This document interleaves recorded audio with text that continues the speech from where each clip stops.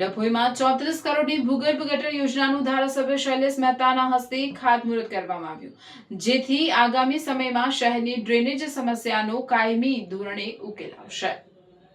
સ્વર્ણિમ જયંતિ મુખ્યમંત્રી શહેરી વિકાસ યોજના અંતર્ગત અંદાજિત 34 કરોડના ખર્ચે ડભોઈ શહેરમાં નિર્માણ પામનાર નવીન ભૂગર્ભ ગટર યોજનાનું ખાતમુહૂર્ત ધારાસભ્ય શૈલેષ મહેતાના હસ્તે કરવામાં આવ્યું હતું।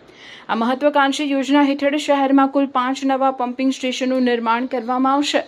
ઉપરાંત અંદાજે 2937 હાઉસ કનેક્શન તેમજ 5874 પ્રોપર્ટી કનેક્શનનો સમાવેશ કરવામાં આવ્યો છે।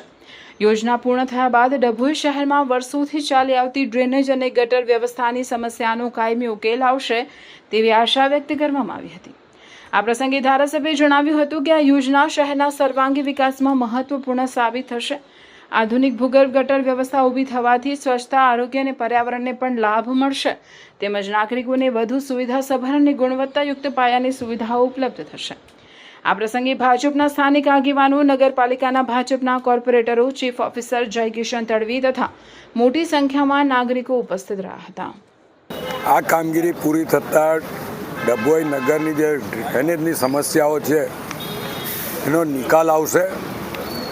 ભાજપનું જે સૂત્ર છે સૌનો સાથ, સૌનો વિકાસ, સૌનો વિશ્વાસ અને સૌના પ્રયાસ, એના અંતર્ગત સૌના સાથ અને સહકારથી આ કામગીરી ગયા બોર્ડ વખતે મંજૂર કરવામાં આવી હતી।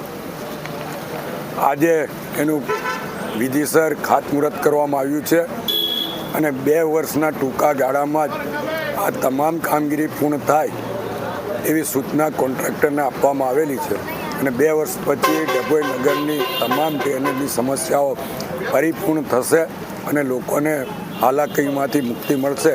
ત્યારે હું ડભોઈ નગરના તમામ નગરજનોને અભિનંદન આપું છું, શુભેચ્છા આપું છું અને નગરના ધારાસભ્ય તરીકે સરકારને આટલી મોટી માતબર રકમ કદાચ ડભોઈ નગરના ઇતિહાસમાં પહેલીવાર 34 કરોડ જેવી માતબર રકમ કોઈ એક કામ માટે સરકાર તરફથી ફાળવવામાં આવી છે, ત્યારે સરકારનો અહીંયાથી દિલથી આભાર માનું છું।